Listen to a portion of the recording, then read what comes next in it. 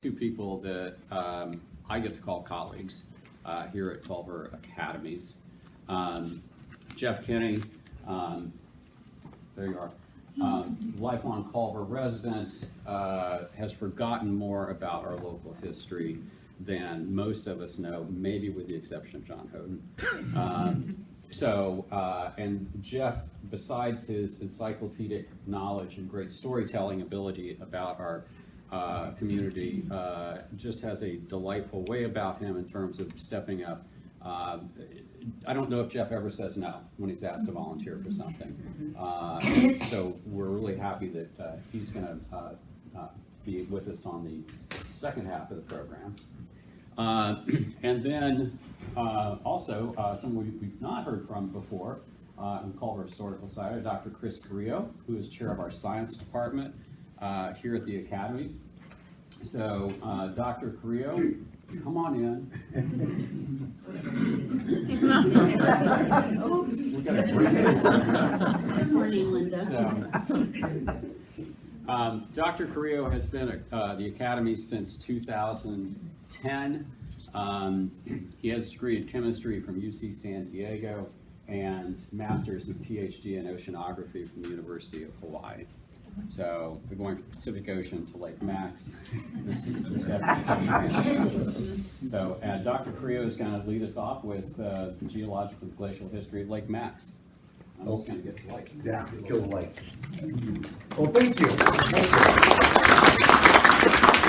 Thank you for coming. As we all know, beautiful Lake Max. How did it get here? And 15,000 years ago, something was put in place, and here we all are. It's interesting to think that way. I'm known as Dr. Carrillo. I'm known as the other Dr. Carrillo. My wife has Dr. Carrillo also. So around school, they get us mixed up and just call us the other one. I tell them I'm just Mr. Dr. C, which is all fine. You call me anything you want. I am not a geologist. I am not a glaciologist. I am none of those things. I am a chemical, biological oceanographer.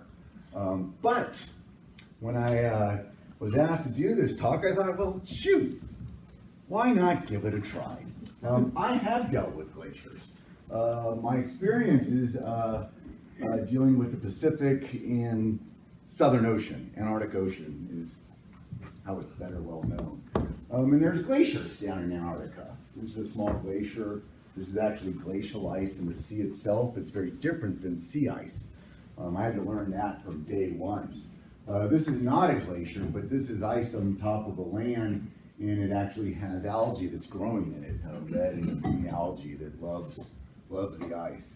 Unfortunately, this picture never shows well, but it's actually a glacial cave. It's an ice cave underneath a glacier where it's been melting out. When you see the animation series Ice Age, and they go into that little glacial cave, and it's like really hard and really clear, that's how hard and clear that ice was. It was crystal. You could probably see right through it, and it was hard as granite. But glaciers like to melt from below, and that was something we found out. This was just a fun picture. This is the ocean. This is not even glacial. This is the ocean itself. We were digging our own ice jacuzzi and punching a hole down into the ocean so I could get the water underneath the ice. So I've got a background in going out to sea long ago. But I don't know, 7 to 9 cruises down south in Antarctica. I don't know, 24 cruises in the Pacific Ocean. So why the heck would I want to talk about rocks? Because Lake Max and the ocean have a similarity. They're both bodies of water. And in science, we try to simplify things. So I try to simplify things. So that's what I'm going to try and do for you today, is simplify a system and hopefully just teach you one thing. I don't know what that one thing will be, but if you walk out of here saying, I didn't know that, I've done a job. All right, so glaciers, what are they? What can they do? It's the formation of Lake Max. And really what I'm going to talk to you about is the lessons of the rock learned through the analysis of water. I'm going to go to my comfort zone. It's the water. And the water tells you everything you need to know about the rocks. Okay? try to keep in mind this order of influence. For me, as a scientist, the physical aspects drive the chemical, which drive the biological. Most of the time in more public settings, we're always interested with the biology, okay? How things are growing, what's growing, okay? Pollutants. But really, you have to understand the physical aspects of your environment first, whether it's the Pacific Ocean, the Antarctic Ocean, or Lake Max. So 15,000 years ago, a chunk of ice formed a kettle lake. We called it Max, and here we are today. It's interesting to think about that. A block of ice determined that we were going to be here in this room today. Is that possible? I'm not going to answer that for you. Now, I spent weeks looking over maps and learning about all this stuff, and many of you are thinking, oh, no, here comes the talk, okay? Whoa, what am I even looking at? And I'm like, I don't know, okay? But when you look at a glacial history and say, gosh, what happened here? I mean, here's Lake Michigan up here, we get this descriptive overview, okay? They call these moraines, and like, oh, the Maxinkuckee Moraine. Well, it must be somewhere around Lake Max. Maybe that's Lake Max. I don't know. What is a moraine? And how do I look at this map? Okay, let's just dive in deeper. Okay, does that help you anyone anymore? No. No. As an oceanographer, I am flabbergasted. I'm flustered. Okay. But here we go again. Lake Maxinkuckee Moraine. What's a moraine? All right. Let's dial back the other way. Okay. These are pictures now, beautiful pictures, okay? All right, I'm sorry this one didn't come up, but this is a sunset or sunrise in Antarctica. And glaciers are rock crunching machines, okay? They chew up the ground, and this is a very hostile environment. There's large rocks and boulders, gravel, different sizes. You can't live here. It's a pretty, even though that's a beautiful picture, it's very hostile, okay? Here's Antarctica, Palmer Station. On either side here of Palmer Station, it's the research station down in Antarctica, are two glaciers. The way they work is snow, okay, ice form up here, and they push, and those chunks of ice fall into the bay, and they're chewing up the land underneath it as they move. And these are tiny, tiny, tiny, tiny ones. This is where we're at now. This is an easy picture now. This is one that we can understand. All right, here's Lake Max. If I drew a little picture of me 15,000 years ago, I'd be standing on ice, just like I would in Antarctica. Okay, this ice, okay, probably waxed and waned, okay, and the rock machine chewed up the ground, okay, made boulders, made sand, made gravel. Now, they say that a block of ice formed this lake. And now if you look out at that lake and think to yourself, wow, that was a massive block of ice. Is that even possible? I don't know. Maybe it was 3 blocks of ice. Maybe it was 10 blocks of ice. All ice is not the same, by the way. Okay? Glacial ice, how it's formed, how it's compressed, makes different ice. I'm an oceanographer. I study liquid water, but I had friends that studied ice. And that's all they did. Okay? So this block punctured, made a dimple, okay? And it forms a kettle lake. Beautiful, that's simple.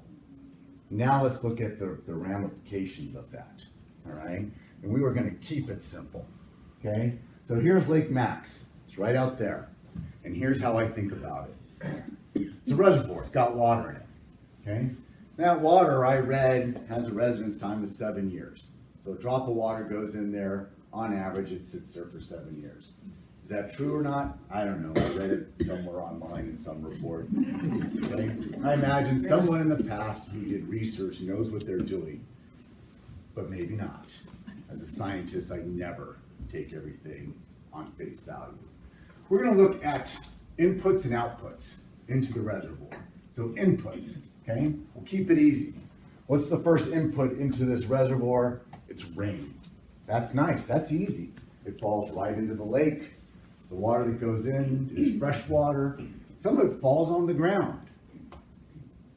falls on the ground, interacts with the rocks, interacts with the dirt, interacts with the material. And we have another input called runoff. A lot of people here study the runoff, but they study it in terms of the nitrates and what we call pollutants. I'd like to study it in terms of the rocks.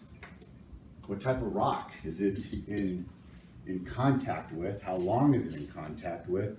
And what goes into the lake is going to be very different than the rainwater that goes into the lake. Outputs. No, one more input, the most important one, artesian wells. Right here, there's a tree. I call it the big tree outflow. A lot of people don't know there's water flowing into the lake. 11 degrees Celsius water, 24 hours a day, 365 days a year. It's beautiful, wonderful water, okay? Beautiful, wonderful water flowing into the lake, okay? These artesian wells that go in are great inputs for this lake. I couldn't tell you enough about how when I hear it's like, oh, they capped that artesian well, I was like, why? Why did you do that? Don't do that, okay? Some of these artesian wells, high in iron. I walk along the lakefront, I see red rocks, that's not red rocks, that's iron. You know what I see around that is the biology that's taking advantage of that, and there's usually a lot of algae that's going around that iron. Algae like iron, okay? Outputs, evaporation. During the summer, water goes up into the air as water vapor. It's interesting because it's only water vapor. It's leaving behind the rocks. It's leaving behind the pollutants. It's leaving behind everything that it's dissolved in there. So it's just a fact, okay? The more evaporation we have, the more concentrated our reservoir becomes. And then we have an outflow, and I'm not going to go into that, I'm just going to hand wave it, okay? Water gets high, flows out, I think, what is it, Lost Lake or something? Great, all right? So water comes in, sits around, water flows out, all right? And we're going to look at these artesian wells, and I take this from the Environmental Fund, okay? I stole this online, okay? And I like this diagram because it's a little bit more professional. When I look at this water and say, well, it's rain, it comes down to the rocks, okay? Some of it comes down into an aquifer, and then it comes up, depending how long it's in the aquifer, goes in, I'll call this the lake, all right? And all of these things now are areas of study that I think would be really, really neat to kind of quantify. Not your general environmental study. This is kind of your baseline of stuff. We're gonna go a little bit down into a rabbit hole here, pull you back, and I'm done. So, water chemistry. This is my deal. All right? Lake, freshwater, ocean, salty water. Oh, pH of the ocean, 8, give or take, a little bit higher. Okay? Lake water can vary quite a bit. The lakes in Yosemite are on granite, fed by rainwater, very unbuffered, very low pH. Okay? This lake is very high pH. Very, very, very, very high pH. Now, it all comes down to what we call the ions, and this could be a whole nother talk, a whole nother issue. Okay, in seawater, most of the ions are sodium and chloride. That's why we call it salt water, 80%. Okay, now the other 20% is really important, and that's the part where I dove into a lot of my research. Okay, lake water is a little different. Got calcium, magnesium. Okay, that's the rock. Come on in, it's fine. Calcium, magnesium. Okay, I put this up here to remind me that it's bicarbonate. Okay, and so the percentages of these ions are very different. So where did these ions come from? Well, in the ocean, they come from the rivers. Okay, here at Lake Max, they must be coming from the wells, the rocks, and the runoff. So where am I going with all of this? Okay, you want to turn your computer on. Water chemistry, okay, is a measure of a geologic past. alkalinity. Okay, most people don't. They read the words, they get the vocabulary, but they don't own it. It's a measure of the buffering capacity of water. Okay? It's a measure of the buffering capacity. It really is a measure of the ionic composition. Okay? But it doesn't tell you what ions are in there, it just tells you that there are ions in there. All right? And we create models to try and figure out the composition of those ions. And those ions control everything about the chemistry. Those ions come from the rocks. Those ions determine the biology. Okay? And so the chemistry there is right in the middle. Physics is feeding me the ions, and I'm feeding it to the biology, and we have a lake. And this lake is somewhere between, I think, oligotrophic and mesotrophic, which means it doesn't have a lot of production. Okay? Now I would say it depends on where you are in this lake. This lake is variable in and of itself. Okay? So what ions are being added from each input? I couldn't find anywhere in my journey through reading all the research about Lake Max that anyone has quantified the amount of water that comes in from the wells. And I think we could probably quantify the water that's coming in from the inflows, okay? And we can probably quantify this chemistry really well, all right? This one may be a little more difficult, but the difference between those two may tell us more about the historical changes in this lake. We're not done yet, okay? We have biology, we have fish, we have phytoplankton, okay? And we have sediments, and this is my setup now. Sedimentation is also driven by the biology, the chemistry, and the physics. And you can get these sediments in this lake, and apparently I'm still learning. I can't wait to hear Jeff's side of the talk, because I'm going to hear a lot about the history. But this marl that's formed, and it's an interesting rock sediment. I found it difficult. That's why I hate the geologists right now, in terms of what exactly did they mean by that. It's a calcium carbonate, so it's used, you can put it on soil and control the acidity of soil. And they say, well, you can use it as fertilizer. I'm like, what? How do you use a rock as fertilizer? Well, you know, if there's algae that's been growing and that's part of the sedimentation, the chemistry of that rock can determine what it's good for. And that chemistry of that rock is determined by those ions and the biology that was formed in the lake here. Now there's a really neat study that came out, USGS, with these corings, okay? And I picked one core, and this core was a diatom that is a good indicator of production in the lake. And I found it and stole it, okay, from USGS, and it's pretty neat. In one sense, you could say from 1968, if this diatom does tell us about lake production, it hasn't changed greatly. You could maybe say that, how you want to do the math, it's decreased production in the lake, which is good, because in the 80s, people were worried. It depends on where this core was taken, okay? But it's interesting to now look at the history of this lake based on the sedimentation, the growth, to determine how this lake is changing at a very basic level. That's my question and my interest as I leave you, okay? I don't want to study nitrates and pollution. I don't want to study Secchi disk clarity. If I had started measuring alkalinity in this lake in 2010, I would have 12 years of data, and I'm hitting myself for not doing that. If I had measured alkalinity from that outflow and from the lake, I would have had a great talk. With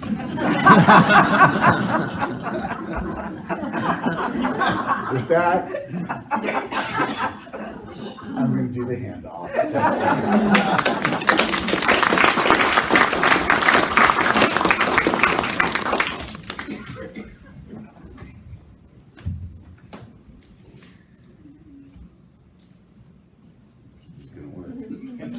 They're working. Now for the rattlesnakes. No, they're all here for that. My notes pages look like I took them to Houghton Lake, but actually one of my little kids got a hold of them. So just excuse the little mess here. Yeah, so there's a lot that could be said here about, glacial history. I think most of us probably know this lake, the lakes all over northern Indiana are the results of this big glacier moving through, I think we say about 10,000 years ago. What's interesting about that also to me, talk about what, that happening and then, it leading to things that impact us. So that's going to lead to 5,000 to 10,000 people coming up every weekend in the summer in the late 1800s. Why? Because south of Indianapolis, there are no natural lakes. So if you go south of Indianapolis today, there's some big lakes. They're all man-made. And that's because the glaciers, it didn't go there. So we get cool stuff that I always liked as a kid, like caves and cliffs and limestone formations in southern Indiana, but you don't get any natural lakes. So, it became a destination to put on your long black Victorian swimsuit and get out of the heat by train to come up here to Lake Maxinkuckee. But really, the topic today, of course, is not so much Lake Maxinkuckee, although it's all tied in. And you can see in this is an 1880s map. Of course, it is still Marmont, the town is still Marmont. This is the northwest corner of Lake Maxinkuckee, and you see Lost Lake or Hawk Lake, and you see up here in the circle these two lakes called Houghton and Moore Lakes. Here's the Google image of Houghton Lake, Moore Lake. So the location of this, for in modern terms, is it'd be just west of Thorn Road, north of State Road 10, south of 16th Road. So there's just a parcel of land that's really at least concerning our talk today, it's two pieces owned by two different entities. So these are the leftovers of this big glacier. And, the environmental council folks will say lakes don't want to be lakes. Over the course of thousands of years, they're tending to shrink, right? So these were much larger. This was all probably one big giant lake. If you see the big hills around here, the glacial hills, probably at one point water was up to those, up to the tops of those hills, near the tops of those hills. And you can actually see both of these little lakes over here were much larger in the 1830s map. So we'll get to that in just a moment. A 1900 book you're all going to rush out and get called The Lakes of Northern Indiana and Their Associated Marl Deposits. It's a page turner. Tells us that Houghton Lake was drained in 1897 by a dredge ditch running to the southwest. The water was lowered about 5 feet, and get this, 3/4 of the former water area was laid bare. So this is only a fourth of what the size of Houghton Lake had been. And so it left it at a little more than 13 acres and about 20 feet in depth. So just to kind of backtrack, I don't remember exactly when I first heard about Houghton Lake, but a lot of us are probably somewhat familiar with it, but it's probably close to 20 years ago I first went out there. And it is such an interesting thing because, for one thing, when you see the sand in the bottom of the lake, which is very clear, it's a whitish color, right? It looks like a Caribbean beach. It's very much not, but it looks like a Caribbean beach. This is one shot of Houghton Lake I took some years ago. And yeah, I meant to talk over that, so I'll just move on. And of course, what gives it that color and what gives it that look is the presence of marl, which gives us part of the title of our talk. So as Dr. Carrillo was saying, marl is did I jump ahead? I think I jumped ahead. Uh-oh, I'm missing a slide. No, there it is. Incidentally, that's yours truly out there some years ago at the shores of Houghton Lake. And you can see this whitish kind of mud, and this is a close-up of some marl I just found on the internet, and a little diagram also stolen from the internet of where marl shows up. Not a marl expert by any stretch, but you can see this is me pointing at, and this is what's kind of cool. This is me pointing at the marl, so you can actually see little oceanic skeletons, little skeletons of oceanic creatures. So if you think the Earth is flat and glaciers don't exist, here's your evidence that things from the ocean are dumped in northern Indiana, which doesn't make sense, right? So it is kind of a neat thing, and you can see these are even before one of the key figures, probably the key figure of my part of the talk, Alan Weaver, comes into the scene. You can see this goes way back into the earlier 1900s. Harold Easterday is selling marl. This is not the only place you can get marl around here, but it's a really rich deposit of marl in the Houghton Lake area. And marl is fertilizer, the name given to a natural mixture of carbonate of lime, clay, and siliceous sand. According as the lime, clay, or sand predominates the marl. Anyway, I'm not going to read all that. Marl is really helpful for farming. Let's put it that way. We don't use it a whole lot anymore because we have much more technologically based fertilizers. We can do a lot of rich fertilization. I'm no expert in that. But marl was a great thing earlier in the century. And here is Alan, known as Alan Marl Weaver. Marl was his nickname, for what reasons it will become obvious. And you can see this advertisement from the Culver Citizen. You could call him at Viking 23213, as you did in those days. And he's advertising. He'll go all over the place and deliver marl to your home.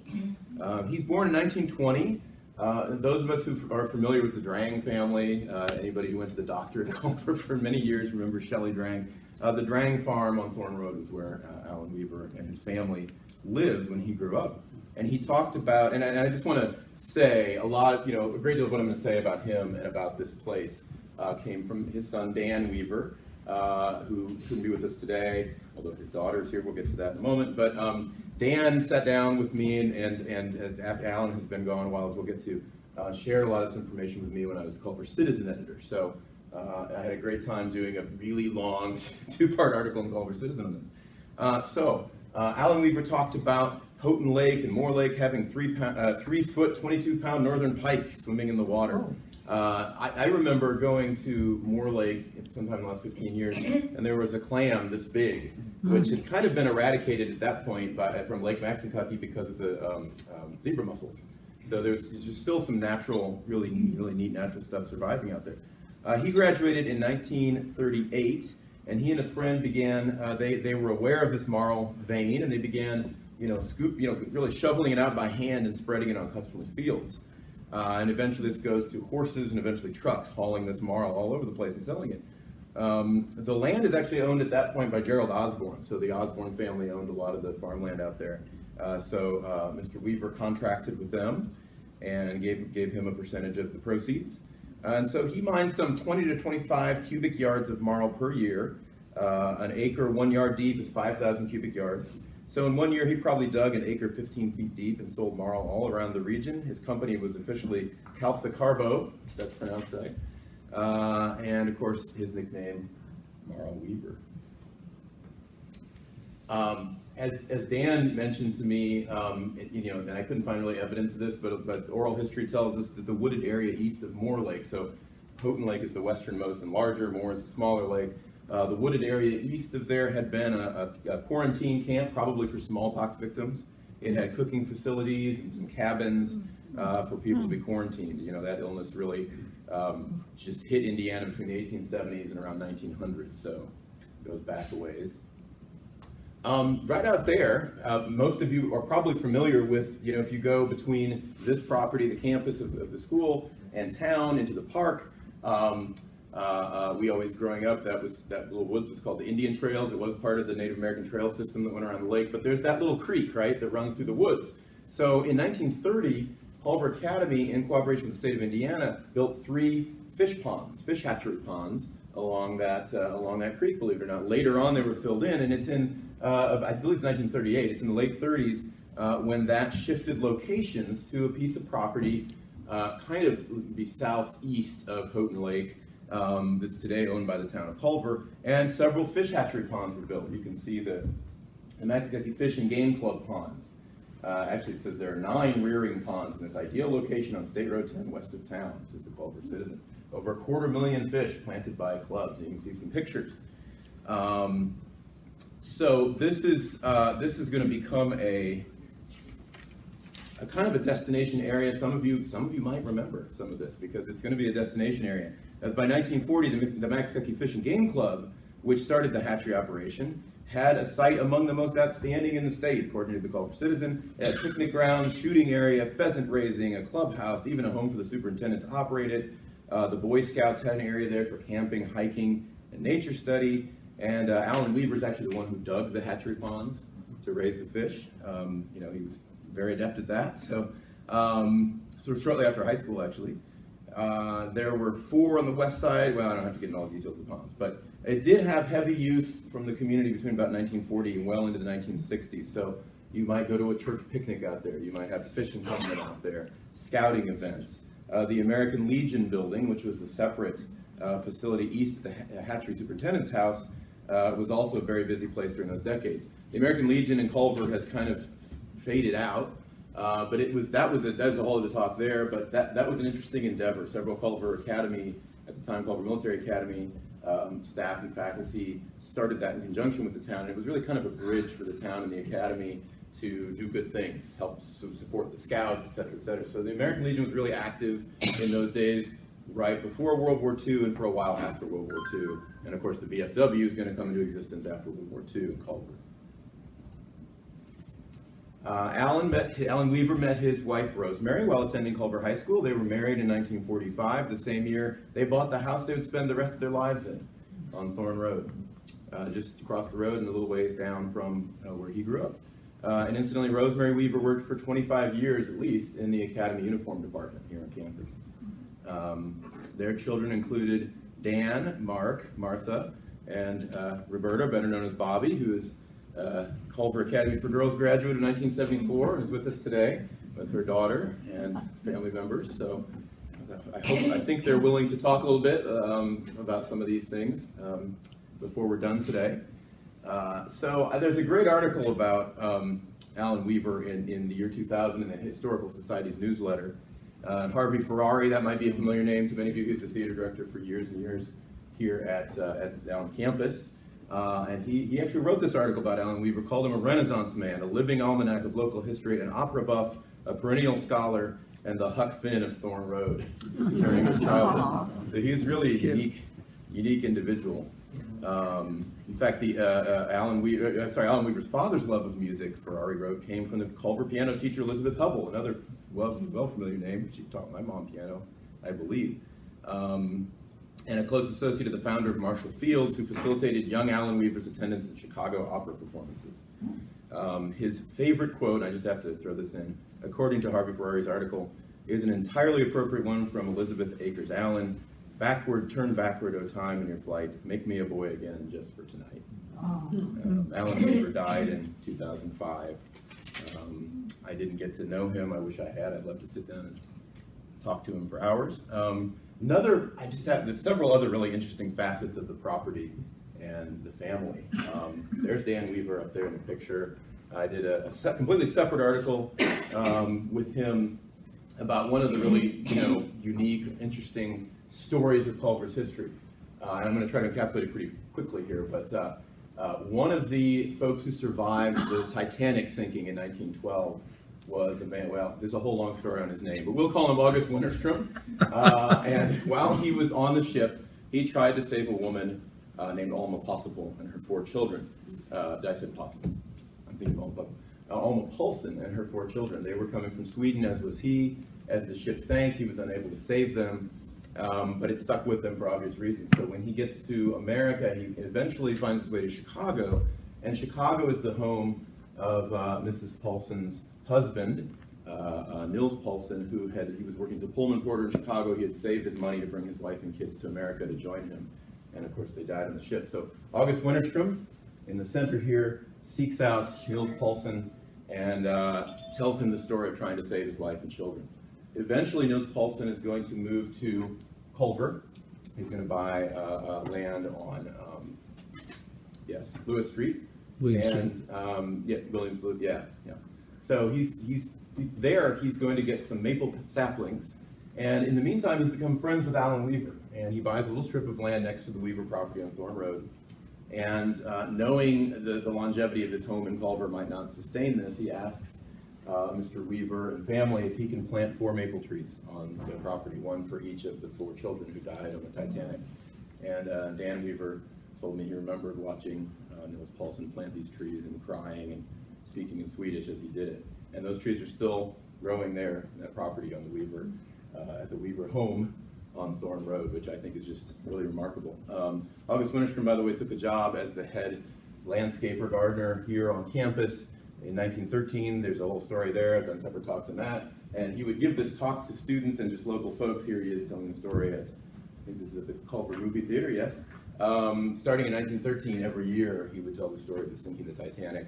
and became kind of well known for that. So this piece of Titanic history that's literally living in the Culver area is quite interesting. The rattlesnakes. So besides the habitat that's right outside the window, no, I'm just kidding.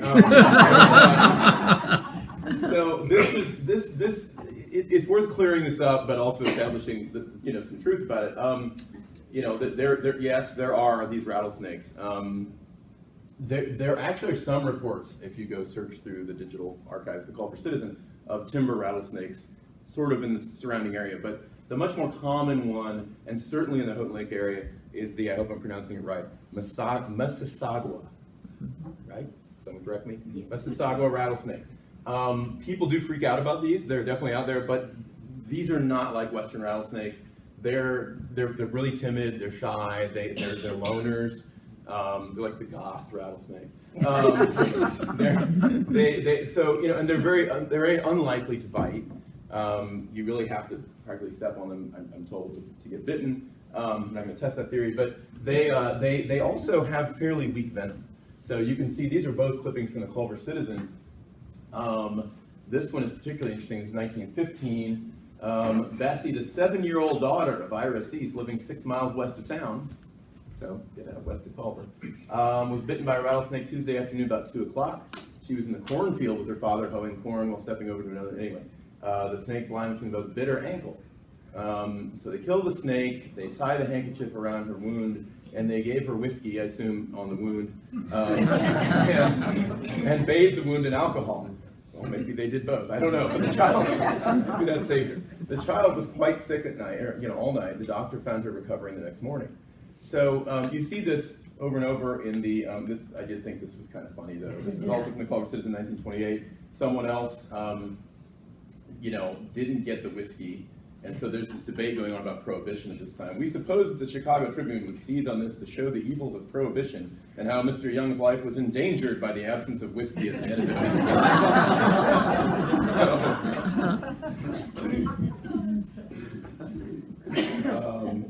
Long Point, in the Long Point area, there used to be a wetland that tended to have some of these snakes. It's pretty much gone now. I do love this one. I don't know if the name Joe Morrison rings a bell, folks. He worked here for many years in the uniform laundry area. Some of you may remember his daughter Joyce Lyman, who was my art teacher in elementary school, and Lois Curtis was his. At any rate, he caught a rattlesnake, and look where he caught it. Let's see. Captured it at the Maxipecki Gun Club, so it's right out in the Houghton Lake area, right? And he kept it for his kids, 7.5-year-old daughter Vicky, a number of turtles, and the whole outfit is the Washington Street Zoo.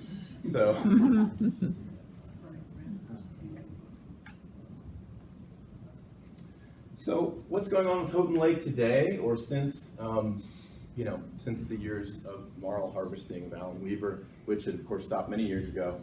I'm happy to say really that the Nature Conservancy, a nonprofit organization that does this all over the country, bought the property. I actually called them and left voicemails trying to get them to come, not come necessarily, but give us a message, and they didn't. So but maybe they will at some point. But at any rate, they bought 360 plus acres in December 2005 as part of a purchase from the Osborne estate. And they're trying to restore it to as close to its original state as possible. One of the state's last remaining undeveloped lakes, that is Houghton, and infringing wetlands will forever remain a wild natural place for the future, says their website. Houghton Lake was the opportunity of a lifetime.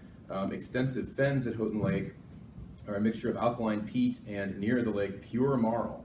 I remember hearing one of their representatives talk at different times about there being quaking bogs out there.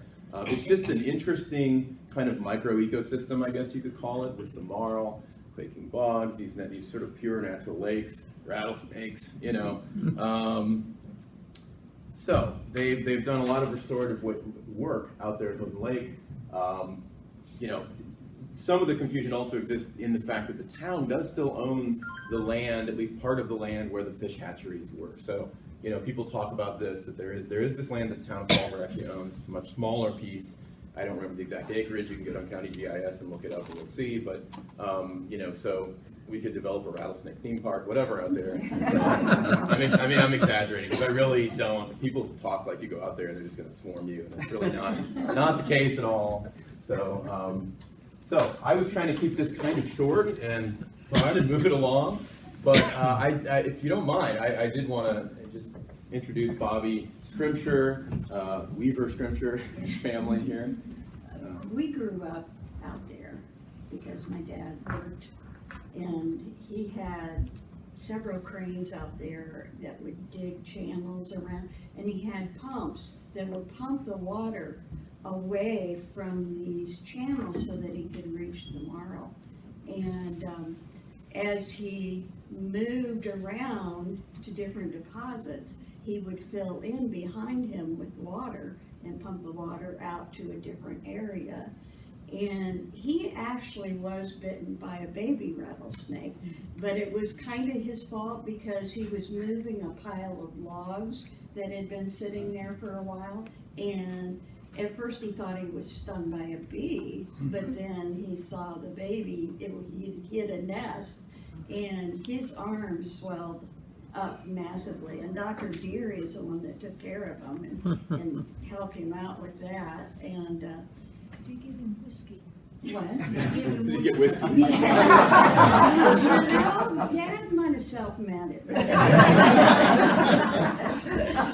But it was like my childhood dream back there. We camped back there, and we knew the rattlesnakes, but we weren't afraid of them because they were like logs out there. They'd come up in the road where it was dry, and they'd sun themselves, and you could walk past one and it'd just kind of look at you like, what are you doing? And so we weren't really worried about. My dad would, you know, wear thick boots and be careful, but and there were also beavers like you would not believe back there, and Dad was constantly fighting them because they would build dams where he would not want the water to go, and so he would go and remove the dams, and within a couple of days they'd be right back, and it was a constant struggle. So to him, the rattlesnakes were not the enemy, it was the beavers. But we as kids, they used to have fishing contests from all of the lakes that they stocked, and every year we'd go to the fishing contest, and they would give away different prizes. My big prize, I won a fishing pole one time, and I will never forget that. I thought I was it. So. Can I tell one quick story, Dan? You might, I don't let me steal your thunder if you're gonna tell us, but so apparently there was this rash of vandalisms and thefts in the farming area. So your father he had some kind of rash or something. I can't remember what he said it was, and his arm was swollen up. So he went in the barber shop, which is where you go if you want to spread the word in those days. And he said, "Oh, this rattlesnake bit my arm. They're terrible out there this year, and nobody bothered his farm." He was smart. He was very smart. But there are actually several plants that are protected back there too. That was another reason why the Conservancy got that. And it's my understanding now that they have removed all of the tiles from the area that used to shift the water out into the ditches and everything, and they are trying to bring it back to its natural state. And the natural state, when Dad first started digging around and moving the water, there was all in the surrounding area what we called a peat bog, and you could actually walk on it. It was just a bunch of grasses and things growing together, and you could walk on it and it would just do one of these things. It was just like a trampoline. And and that underneath is where the Marl formed. And when Dad was digging one time, he dug up a bunch of bones deep down in the Marl, and he had them sent up to the Chicago Museum, and they tested it, and it was a 1,500-year deer bone that had gotten stuck in the peat bog, and that's where it lived. And so, a lot of interesting things out there. It was just a really, and I brought that rock right there because that was another interesting part of the geology of it. That came from a huge fieldstone rock pile just on the outskirts of the woods that was right next to Houghton Lake. And we always used to take a back path to it. Most people would come in from State Road 10 and go in, but there was a secret back path that my dad would go through the woods. So my husband and I were walking one time, and we went around the woods, and we came upon this huge pile of fieldstone.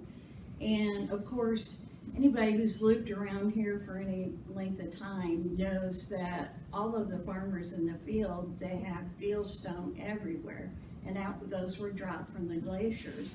And we came upon that rock, and I'm talking 45 years ago when we were young, and I made him carry that rock back to our car, which was over a mile away, and I've kept it with me ever since. But it's interesting, that pile had so many different kinds of stone and rock, and every different size, up to, boulders. And you think about the power that glacier had to be able to push those around like that. And so I just always thought it was very interesting. I could go on forever.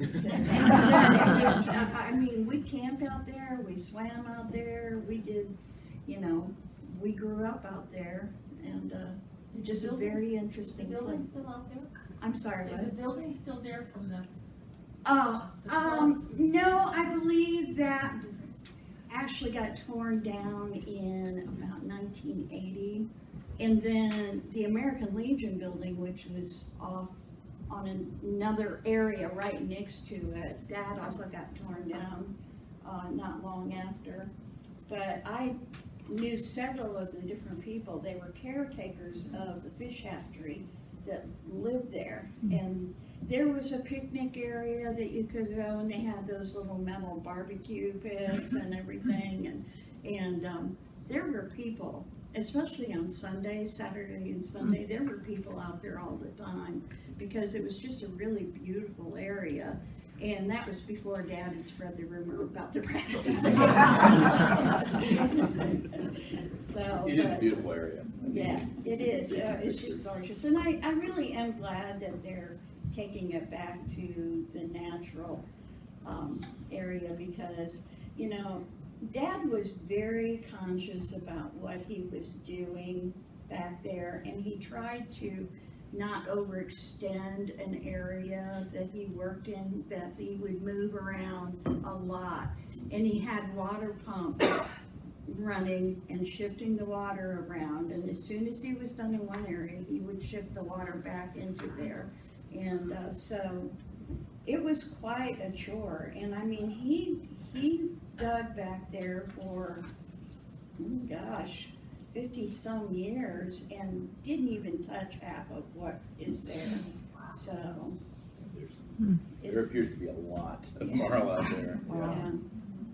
And one of the locals one time rode his horse back there, and he didn't realize that he was getting on the peat bog area, and he got his horse stuck in that peat bog, and they had to come and help pull that horse out because it was almost like quicksand, but it was a little sturdier, so you didn't realize you were in it until you were in it. And so very interesting material. Well, if it isn't apparent, the Nature Conservancy does not encourage people to go out there for multiple reasons. But Yeah. the times that I have been out, and especially if you go in the wrong place, I mean, you sink in. I mean, it's just where you'd have to wear your nasty shoes and pants. It's in areas, not all of it. Yeah. But, yeah. Dad had hip waders that he always took with him because you never quite knew when you were going to hit that little patch, and you could go up to your hips in a flash if you weren't careful. Of course, by the time he'd been there for 20, 30 years, he pretty well knew the areas to avoid, but Yeah. Jeff, are you, both take a few questions if you have any? Sure. Scoot over this way though, so you show him. Oh, sorry. I have a Yes. question. Is it true that artesian wells, the water from those are really coming from the glaciers? That's what I've heard. Well, they come from the aquifers underneath. Where You does know, I mean, that water come from? Is it magic? I mean, that was always a rumor around the lake that that artesian wells were actually, they always said that it's really coming from the glaciers. So you're saying like there's a glacial water deposit? Is that the Well, I idea? didn't go that deep in it, I just thought it was interesting, that's just what I heard. It's a question that may not have an answer because those artesian wells are just fed by water that's underneath the ground. Now, where did Okay. that water come from? 10,000 years ago, did the glaciers seep into the ground, form that aquifer? Rain recharges those aquifers. California, Nebraska is figuring this out now with their aquifers are being decimated and they need that rain to filter down in there. It may be a combination of all the above. I personally, right now, may have a hard time thinking that it's glacial water. That's It's a good long story, time though, yeah. ago. It's a long, but possible. Okay. So who can answer why it goes, someone in this room better than me? Why is it forced up? Because that's, when you say artesian wells, had it's free. some well Yeah, fountains multiple around the ones. walkway. Wells, yeah. And you could tell all of the iron content Yep. because those fountains were just covered in iron all the time. Well, the most visible one today is Yeah. on the Maxinkuckee Country Club Yeah. property there near 18B. And, yeah. So, Jeff, the reason they sprout up is because their head is higher than their outlet. And so Okay. they're coming from a higher elevation down through gravel or whatever they're into, and then they, of course, you pop a little hole in it, they're gonna squirt out. And, what happens? So that's why you have springs, seeps, and so forth. Okay. That's a good, So it's unlikely that water is very old. Okay. yeah, good point. The question I have is that Marl apparently has a similar effect of pulverized limestone. Uh-huh. Yep. And what is the relationship, or is there any? It's the same, except, Basically, it's yeah. just a different, limestone is more refined. Marl is in, less refined state. That's why you would find those little crustaceans and everything. And it also, limestone also was helped to be created by peat, muck, and bogs, so you also have those materials. in the Marl. Whereas limestone is actually quarried, and it's rock that's crushed, basically. There was some theory that, and I don't have my notes right in front of me here, but what, is it calcium? Something in the Marl also helps offset. Yeah, It's the my acidic- dad I always can't said remember what it it is, but it's- sweetened the soil. I don't know how that. It's Yeah. calcium carbonate. Yeah. Calcium So the carbonate. rock limestone is calcium carbonate, and that's just a mineral. I would call that a mineral. Marl is kind of like a contaminated conglomeration of limestone that's been infused with all sorts of things. That's when I say it's a fertilizer. Would it work as a fertilizer today? My idea would be like, not a chance. It probably doesn't have the potassium, phosphorus content that we put on our cornfields and soy fields. But back in the day, it was enough to give you a little shot. And then again, it's more about the acidity of your soil. If your soil becomes acidic, you're just throwing in some calcium carbonate. The lakes up in California, they're up in Yosemite, they are actually dumping basically limestone into these lakes because they're acidifying. And the biology's dying, the frogs, everything's just plummeting because those lakes are acidifying. So they're actually taking limestone, bags of it, and just chucking them into these lakes, hoping to buffer it. Chris? I have a little story I could share on this. Back in 2004, there was the Fish and Wildlife Service had a grant program to help endangered species habitat. And at that time, the Massasauga rattlesnake was proposed as to be listed on the endangered species list. And that endangered species are indicator species of the quality of that little ecosystem. So in other words, if there's an endangered species present, it means it's a high quality ecosystem. And as we've heard today, yeah, it is. There's a biodiversity out there. But in any case, the rattlesnake needed high quality wetlands and high quality uplands for its life cycle. And that existed there. So the Fish and Wildlife Service funded a grant to do some invasive species control out there. At that time, it was the grant went to the Osborne family who owned the property, and we did some native plant restoration and some invasive species control, and that got it on the Nature Conservancy's radar. And then the Nature Conservancy was able to negotiate a deal to purchase the property from the Osborne family and now protect it. So. That's great. There Thank are you. only actually 2 natural areas left in Indiana where the Massasauga rattlesnake, and this is one of them. Another one is up closer to Lake Michigan, kind of around in the Crown Point area, I believe. So that's the snake, and there were, I can't remember the name of the plants, but those were the big reasons why the Nature Conservancy stepped in and decided to buy it. And of course the Marl too, because. I'll make a comment. It's we always say go back to a natural state, and in science that's becoming questionable. You don't go back, you only move forward. And so something like the Chesapeake Bay will never be what it was back in the day with water that you could see 30 feet down in schools of fish. That ecosystem is gone. It's never coming back. The Chesapeake Bay oyster is gone. In my mind, it'll never come back. Millions and millions of dollars have been spent. Can't get it to settle. And so what we need to think about in these types of systems is how do we take care of them with the pressures that we have today? It'd be a great study to say this lake that doesn't have the impact of people versus Lake Max that does have an impact of people. Same type of pressures overall, but possibly what does it mean to be natural now? What does it mean to be compared to natural in the history? And what is it going to mean to be natural in the future? That's a redefinition of how we need to think about things. I've got a question when it comes to the artesian wells, because while I was gone, a bunch of them have been capped here. Oh. They have been capped here on campus. Yeah. You can't go, I used to be able to ride a bike and I could drink Yeah. water all the way around the lake and never have to stop anywhere. Maybe I'd stop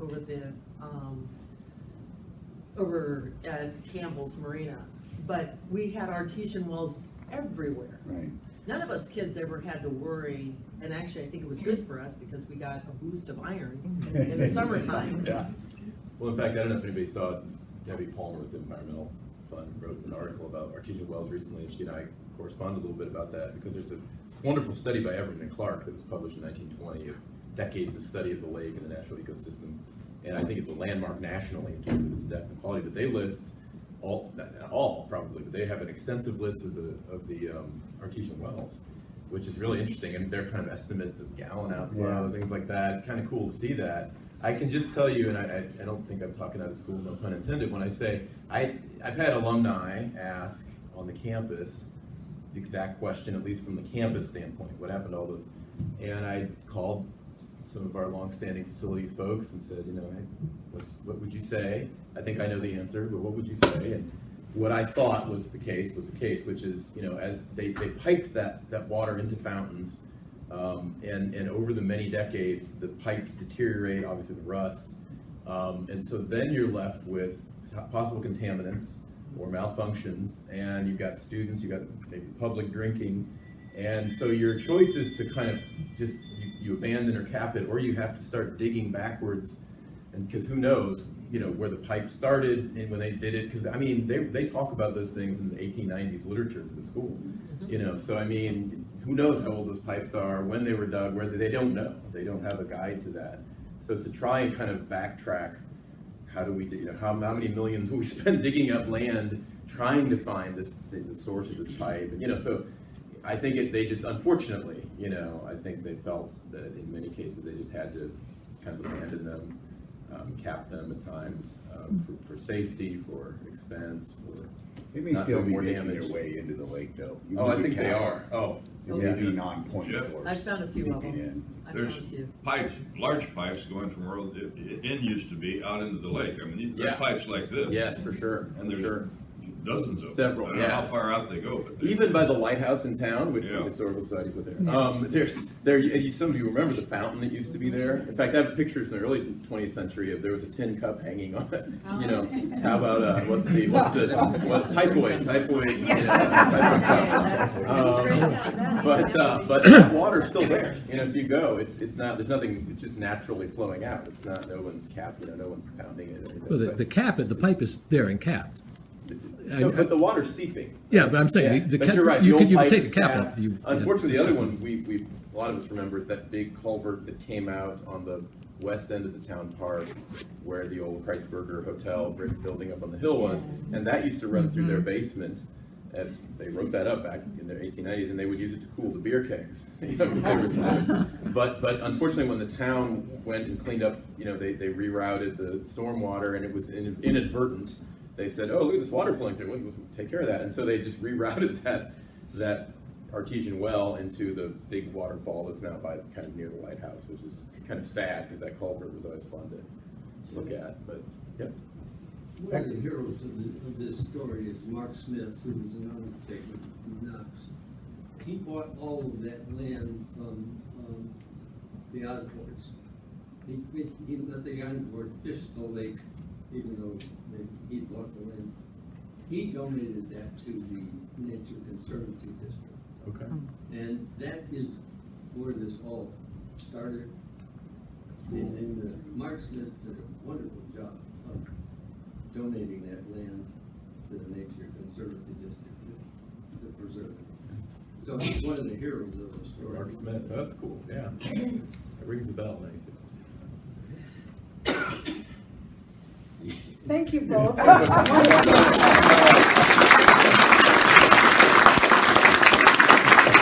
Really wonderful. And we invite you in September to come and meet us at the cemetery. It's going to be really interesting.